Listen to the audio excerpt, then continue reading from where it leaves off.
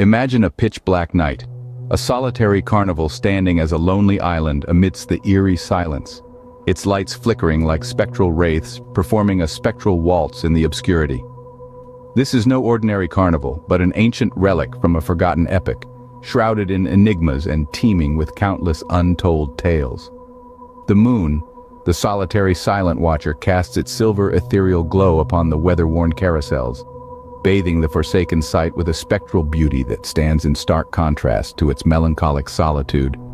The stillness, a symphony of silence, is punctuated intermittently by the screeching, groaning sounds of the rust-ridden Ferris wheel, a spectral giant that looms over the rest of the carnival like a watchful phantom. An antiquated popcorn machine, its formerly lively red paint now chipped and faded into obscurity, languishes in the corner, a forsaken monument to the carnival's once thriving past. Empty candy floss stalls, where joyous laughter once rang out, now stand silent and desolate. The tantalizing aroma of hot dogs and sweet cotton candy has been supplanted by the musky scent of damp earth and lichen. The air carries a potent chill, the kind that seeps into your marrow, sending unsettling trembles down your spine. It is a spectral presence, an unseen force brushing past you, carrying somber whispers of a forgotten past, echoes of laughter and joy, of heartache and fear, narrating 1,000 tales. Each gust carries a different story, a different era, a different emotion. The wind escalates, dancing around the forsaken stalls, creating a symphony with the long-abandoned paper tickets that once held promises of joy and exhilaration. The formerly bustling rides now stand still, their menacing shadows contorting and writhing in the spectral light. They rise like decrepit haunted mansions, their creaking edifices creating an unsettling chorus that sends shivers down your spine. Each one stands as a skeletal silhouette in the moonlight, a grim reminder of the laughter and screams they once provoked. The roller coaster tracks, once symbols of adrenaline-charged joy, now lay abandoned, their purpose erased and lost in the annals of time. Amidst this spectral stage, a seemingly innocent funhouse presents itself, its main allure, a sizable, ornate mirror, its surface casting back the wavering lights. The funhouse, once pulsating with life, now stands as the heart of the hushed carnival, its laughter supplanted with a reverberating silence that is chillingly deafening. Its grotesque clowns, their once jovial smiles now faded and worn, seem to sneer at the melancholy that pervades the carnival. Long, blackened corridors guide the way to the mirror, their vacuity echoing the desolation of the carnival. The mirror, its formerly glossy surface now marred by the merciless hand of time, reflects the flickering lights in a menacing glow. It stands like a gateway to an alternate reality, a world where laughter and screams coalesce into a cacophony of pandemonium and pleasure. And in the midst of it all, the funhouse mirror, looming ominously under the carnival lights. Its reflection is not only a bleak portrayal of the carnival's desolation, but also serves as an echo of its glorious past. The mirror, with its baroque frame and lifelike reflection, seems to gleam as if it's imbued with life, a haunting reminder of what once was and what could have been. As individuals draw near to the mirror, they're not met with their own likeness, but rather a ghastly window into their deepest, darkest terrors. What should be a simple glance into glass and silver amalgam twists into a bone-chilling descent into the void of the unexplored. Consider the elderly woman, her face mapped with lines of age and wisdom. She shuffles forth, her feeble hands gripping a cane, her eyes filled with the calm tranquility of a life lived long. But as her gaze intersects with the mirror, her tranquility shatters like glass. She's no longer within the sanctuary of her home, but instead she finds herself staring into an inferno. Her beloved grandson, trapped within a burning house, his desperate cries for help echoing ominously in the silence. The voracious flames leap and twirl, reflecting the fear blossoming within her. This is not a mere reflection of fire. It is an explicit corporeal representation of her most profound fear, tailored and horrifyingly true. Now, divert your gaze to the robust, tattooed man. His towering form, adorned with vibrant tattoos and hardened by years of manual labor, appears impenetrable to fear. But as he locks eyes with the mirror, a grotesque creature, teeth bared, springs forth from the reflective surface. Despite his muscular physique and tough demeanor, he recoils in pure terror. The monster in the mirror, a manifestation of his inner demons and unexpressed fears, strikes terror into his heart, his breath hitching as his pulse races.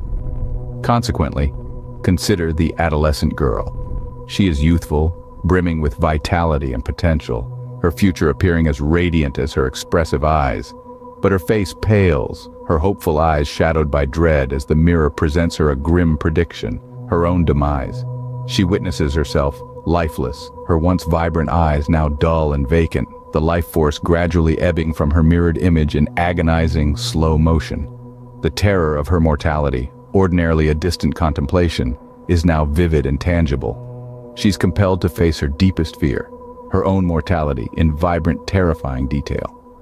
The mirror doesn't simply reflect reality, it warps and distorts it into an unsettling personification of each individual's worst nightmare. Each reflection is distinct, specifically designed to the individual's psyche, a mirrored display not of their physical form but of their darkest contemplations, their most repressed horrors. It murmurs their fears into their consciousness, amplifying their dread until it engulfs them completely, leaving them trembling and teetering on the edges of insanity. Slowly they are pushed towards the precipice of madness, their darkest nightmares given form. The mirror transforms the ordinary act of looking into a personal hell, an individualized horror show. It unmasks not their exterior selves but the monsters lurking within their subconscious. It is a vessel of terror and a symbol of the psyche's untapped power. The mirror is well acquainted with each individual's fear. It exposes those fears, releasing them into the realm of reality, propelling each person towards the brink of their sanity. The malevolent power of the carnival mirror is not to be underestimated. As an object of terror, a relic from an eerie past, the mirror serves as a testament to the dark underbelly of the human psyche. It's not just a reflective surface, it is a predator that feeds on fear. When an unsuspecting soul dares to gaze upon its surface, the mirror taps into their subconscious, seizing their deepest, darkest fears. It then magnifies these fears until they explode into grotesque proportions, until they become a monstrous, tangible reality. The mirror is not content with merely reflecting terror. It amplifies it, contorts it, twists it into nightmarish projections. These phantasmagoric illusions seem too real, too immediate, too palpable, a horrifying manifestation of the impending doom that awaits its victims. It's an insidious game that the mirror plays, driving its victims to the edge of insanity. Some victims are driven so far into the abyss that they disappear without a trace. Once lively and vibrant, they are now lost souls, their screams still echoing in the funhouse long after they're gone. Their existence is wiped clean, leaving no hint of their previous life behind. They are mere shadows, lost and in the annals of time. The carnival is transient, it comes and it goes, but the mirror's curse endures. The terror, the fear, the dread, it all remains, forever etched in the minds of its victims. It becomes a haunting memory of a horror that is all too real, all too tangible. The carnival leaves town, leaving in its wake a trail of broken spirits and traumatized minds. The mirror may be hidden away, but the terror that it has instilled remains, festering, lingering, and haunting its victims. One brave soul dared to break the mirror's spell. Armed with courage and driven by the desire to end the terror, he attempted to destroy the mirror. But the mirror, in its cruel malice, would not be destroyed. Instead, it engulfed the brave soul, consuming him entirely. His valiant effort was in vain. He became one of the many victims, his spirit trapped within the mirror, adding to its long list of casualties. And so the reign of the mirror continues. It waits for the next carnival, for the next town, for the next batch of unsuspecting victims. The mirror's curse is unbroken, its power undiminished, its appetite for fear unquenched. As long as there are fears to feed on, the mirror's reign of terror will continue unabated, leaving a permanent scar on the psyche of its victims. As the dust settles and the echoes of laughter and screams fade into the night, the town is left in a chilling silence. The carnival has left, but its dark legacy remains. The townspeople are left behind, their lives forever changed by the terrifying experience they encountered at the carnival. The once bustling town is now a ghost town, its streets devoid of life.